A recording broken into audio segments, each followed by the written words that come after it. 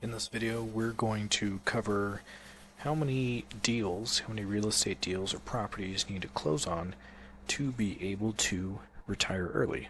And the short answer is maybe one, maybe two, or it could be more.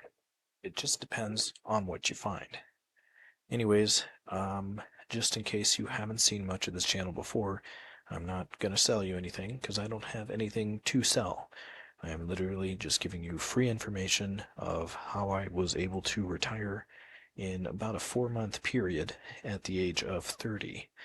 And it took a lot of setup to get to where I am, but honestly, if I would have known the information that I know now, and I could teleport back in time to when I was 18, I'd probably just knock out a quick 4 months at the age of 18, and maybe it would take twice as long, who knows, because I wasn't as motivated back then. And just go ahead and retire early, because it honestly was a whole hell of a lot easier than I thought it really would be.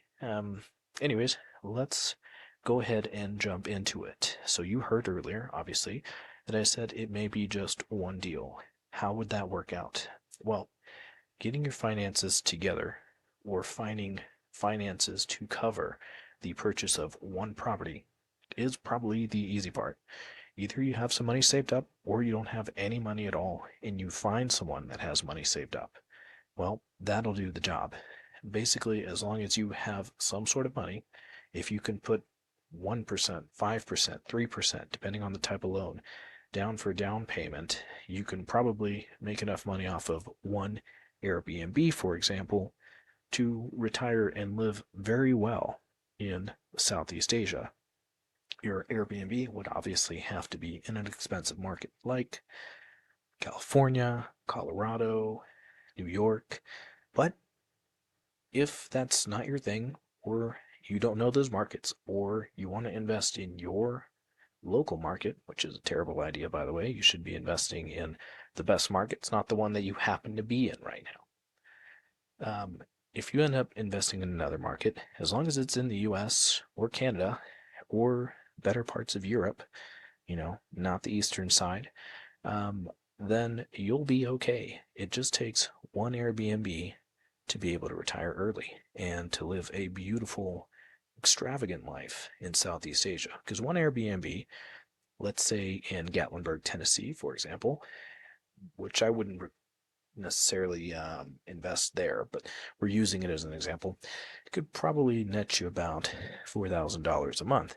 And if you manage it yourself, then you get to keep more of that. And your down payment, if it's bigger, then you get to keep more of it. If it's less, then you keep less of it. But even if you put zero money down and you had a family friend that lent you like, I don't know, $200,000 to open an Airbnb, your loan repayment to them at 6% is not that much. So you would be still saving, I don't know, 3,000, 2,500 bucks a month that you only need about 1,500 to live like a king out here. But you'd have a lot of extra money left over, and you can save that and put that into other deals. So that's the short answer for one deal. If I were to do just one deal to retire early, it would be an Airbnb. But if I wanted something maybe a bit more stable, more traditional, tried and true, maybe even guaranteed income through government money, I would probably consider opening 1 to 2, depending on how much money you need, 3 possibly, but really 1 or 2 is better, I think. Real estate deals in, let's say, Cleveland, Ohio, and I would get Section 8 tenants. Section 8 tenants are basically going to pay rent because it's the government paying your rent. And I would get the cheapest, biggest house you can, it and in such basically make the repairs required to allow it to be a Section 8 location. So that just means that it can't be a complete dump. A little bit of paint, address any safety hazards with, I don't know, like a rotting back porch, which is typical, address any roofing issues, any water issues, whatever you might have going on, that is minor. Because you can get, and I have purchased, a 4-bedroom house in Cleveland, Ohio for $33,000 And the Section 8 for 4 bedrooms is maybe about 1,000 to 1,200 essentially for that particular area. Now you can get an even bigger house because the bigger the house, the better the Section 8 payments you're going to get. And you just have to remember to put in a tenant that really needs that many houses. Because if you have a Section 8 tenant that's approved for 2 rooms and they get your 5 room house, well, you're going to make money as if it's a 2 room house. So that doesn't make any sense. And you don't want to do that. So I would aim for something that's maybe a little bit of fixer-upper. The particular house that I bought was $33,000. This lady had bought it for $86,000 and lost a whole bunch of money by selling it to me. She bought it at the height of the market because she was one of those crazy people that were scared and they needed to buy real estate now or they'd never be able to get into it. And then I got into it for a third the price.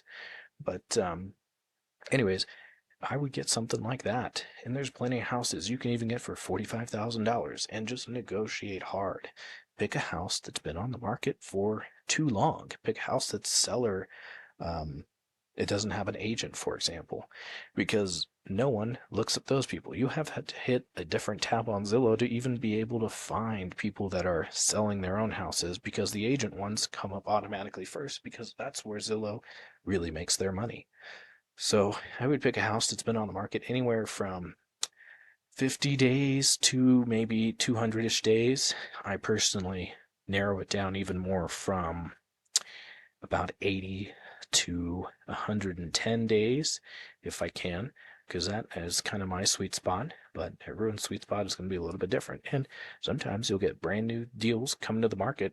It's been on the market for a day and it's a really great buy and it's going to go by quick maybe. So I'd keep an eye out for the new things coming up as well.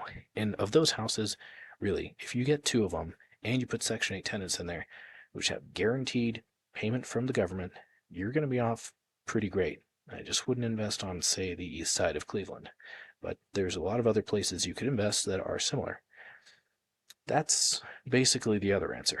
However, if you are getting loans where you have zero down payment and it's through, let's say, an investor or a family friend or a family member, then you're obviously going to have to get more deals. You might need to get 3, 4 deals to be able to get the income that you need. And also, if you have student loan expenses or like a car payment you can't get out of, or you can't sell your car for some reason, or some sort of insurance payment you can't get out of, or other payments, or child support, or whatever they are, you may have to buy an extra house to pay off those things. And the nice thing is honestly, you could really knock this thing out in just a matter of months. If I would have known this,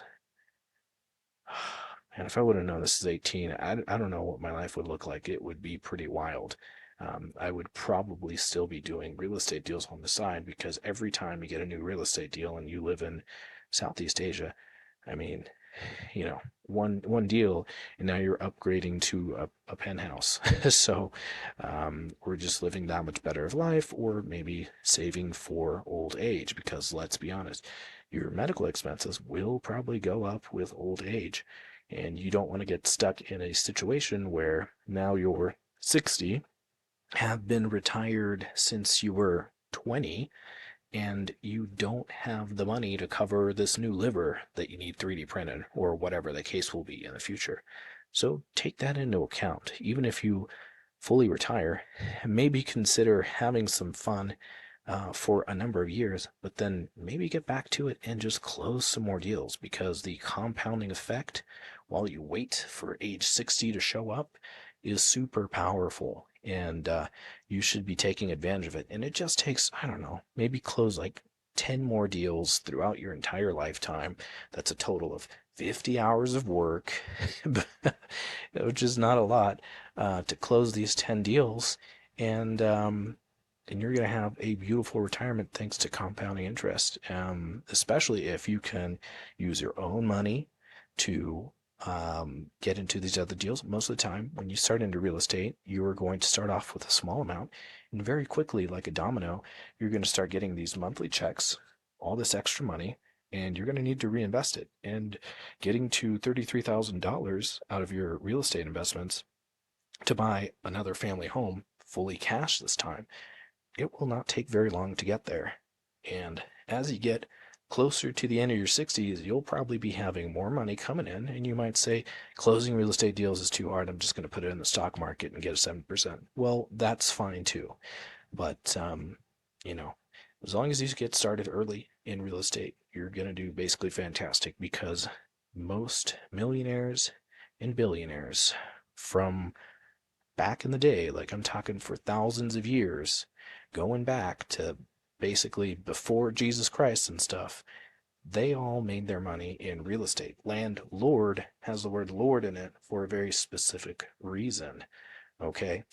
And real estate has made more millionaires and billionaires than anything else ever has throughout human history, because it's so easy, it's so guaranteed, and it just makes money. You're basically buying shelter from the elements and providing shelter from the elements. No moving parts, generally speaking, like very few moving parts. Like you got door hinges and stuff that wear out and things that have a lifetime. But these things are easy to fix, easy to replace. Part of your budgeting should include planning for roof repairs once every 20 years. So it's not, this is not rocket science. It's probably the easiest business that you can get into and make just money hand over fist. So get into it now. Anyways, that's it for today.